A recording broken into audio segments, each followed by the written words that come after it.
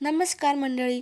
आजच्या व्हिडिओमध्ये आपण डायबिटीज कशामुळे होतो आणि होऊ नये म्हणून कोणती काळजी घ्यायची ह्या गोष्टी पाहणार आहोत. व्हिडिओ शेवटपर्यंत नक्की पहा.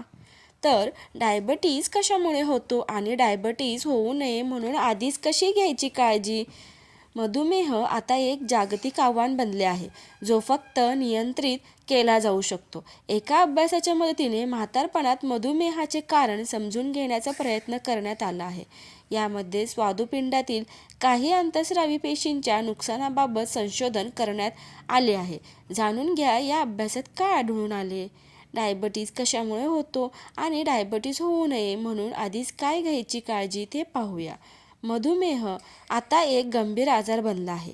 भारतात मधुमेहाचे रुग्ण झपाट्याने वाढत आहेत. जगभरात लाखो लोकांना मधुमेह आहे. जागतिक आरोग्य संघटनेच्या अहवालानुसार सुमारे 42.2 कोटी लोकांना मधुमेह आहे. मधुमेह ही एक जागतिक समस्या बनली आहे.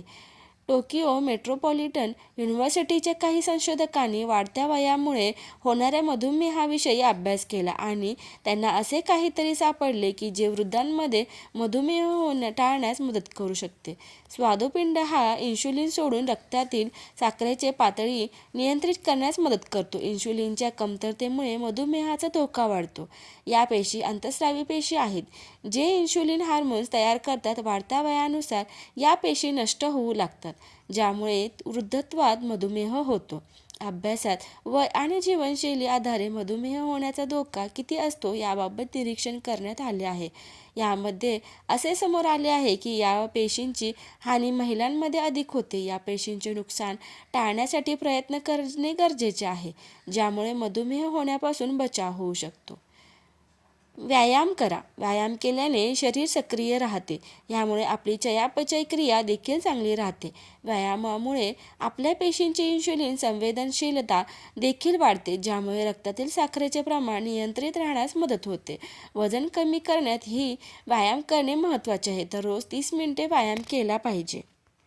वजन कमी. जास्त वजन हे मधुमेहाचे एक प्रमुख घटक आहे. तुमचे वजन जास्त असल्यास वजन कमी करण्याचा प्रयत्न करा. यासाठी तज्ज्ञांचा सल्ला घ्या. त्यासाठी आहाराचे नियोजन करू शकता. यामुळे तुम्ही निरोगी राहाल आणि तुमचे वजनही कमी होईल. जेवणावर नियंत्रण ठेवा. जेवताना अनेक वेळा आपण एकाच वेळी खूप जेवता, नंतर बराच वेळ काहीही खात नाही.